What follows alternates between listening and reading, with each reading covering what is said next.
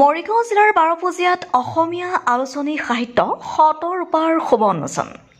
আজি মধ্য অসমৰ মৰিগাঁও জিলাৰ বাৰপূজীয়াত অসমীয়া সাহিত্যৰ ভঁৰাললৈ এক নতুন ধাৰাৰ সংযোগ ঘটাই শতৰূপা নামেৰে দ্বিমাসিক আলোচনী এখন আত্মপ্ৰকাশ কৰে।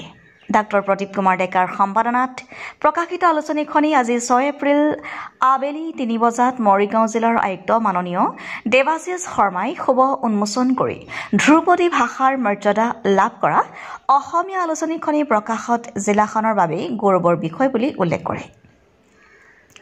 পৰৱৰ্তী পৰ্যায়ত বাৰপূজীয়া শাখা সাহিত্য সভাৰ কাৰ্যালয়ত অনুষ্ঠিত উন্মোচনী সভাত বন্তি প্ৰজ্বলন কৰে ডক্টৰ সুনীল কুমাৰ গোস্বামীয়ে।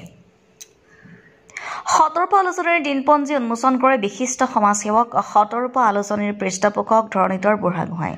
উক্ত অনুষ্ঠানত নগাঁও মৰিগাঁও জিলাৰ বিশিষ্ট কবি সাহিত্যিক বিনু লস্কৰ ঠাকুৰীয়া, কৰবী দেৱী, উষা বৰা, অজন্তা সোণোৱাল, ডিম্বেশ্বৰ মেধি, মৃণালিনী দেৱী, পৰিকুমাৰী বৰুৱাই আলোচনীখনিৰ দীৰ্ঘায়ু কামনা কৰি বক্তব্য ৰাখে। বাৰপূজীয়া শাখা সাহিত্য সভাৰ উপসভাপতি হেমন্ত কুমাৰ শইকীয়া, সম্পাদক জয়কান্ত দাস, সদস্য অৰবিন্দ ডেকা, মনালিছা ডেকা, অঞ্জু ডেকা উপস্থিত থাকি সভাৰ সৌষ্ঠৱ বৃদ্ধি কৰে। আলোচনীখনৰ প্ৰতিনিধি হিচাপে যোগদান কৰে লাৱণ্য দেৱী, মনীষা শইকীয়া, দেৱজানী বৰা, বিপদৰ বন্ধু বুবু অসম আৰু আইনী উপদেষ্টা বিদ্যুৎ ডেকা।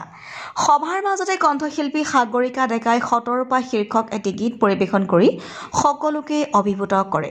সমগ্ৰ অনুষ্ঠানটিৰ আঁতৰি কাৰ্যবাহী সম্পাদক কেশৱ চন্দ্ৰ লাহনে ভাষা সাহিত্য সংস্কৃতিলৈ অৱদান আগবঢ়োৱা উপস্থিত সকলোৰে শলাগ লৈ কৃতজ্ঞতা জ্ঞাপন কৰে। বাৰপূজীয়া অঞ্চলৰ ৰাইজক মই ধন্যবাদ জনাম। এইকাৰণে তেওঁলোকে এটা ডাঙৰ কাম হাতত লৈছে, যিটোৱে অসমীয়া ভাষা সাহিত্যৰ চহকী কৰিব আৰু এই অঞ্চলত যিসকল নতুন লিখকৰ যিসকলে লিখিম বুলি ভাবি আছে তেওঁলোকক বাহিৰলৈ উলিয়াই অনাত সক্ষম হ'ব আৰু তেওঁলোকে এইটো এটা ডাঙৰ সাহসিকতাৰ কাম কৰিছে বুলি মই ভাবোঁ। সঁচাকৈ বৰ্তমান এই ডিজিটেল যুগটোত এখনি গ্ৰন্থ হিচাপে প্ৰকাশ কৰাটো বা আগুৱাই অহাত বহুতো সমস্যা আছে।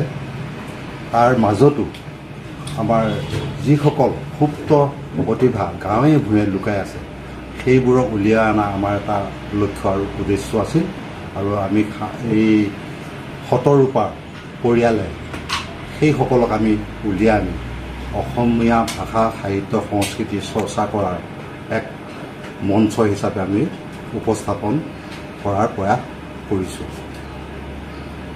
মৰিগাঁৱৰ পৰা ধিয়ন মেধিৰ ৰিপৰ্ট, সুহানা লাইভ।